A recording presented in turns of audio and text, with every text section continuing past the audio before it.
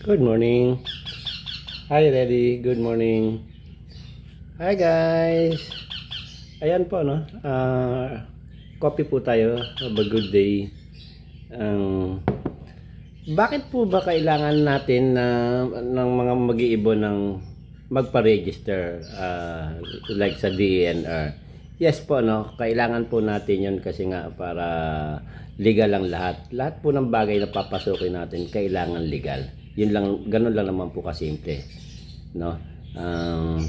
Kasi pagka tawag, yun nga po, no, unang-una kasi may mga tinatawag na endangered species. Yan na mga delikado na paubos na yan. So kailangan talaga natin iparehisto ang ating mga ibon. Kaya po isa rin sa reason bakit may leg ban. Yung leg ban nila is kailangan may, like dito itong aking ibon, ayan medyo mataray, no.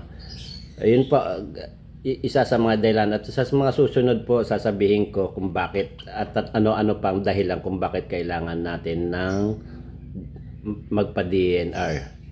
Okay po, salamat po. God bless. I love you. Please follow my FB Reel and my YouTube. Please subscribe. I love you guys.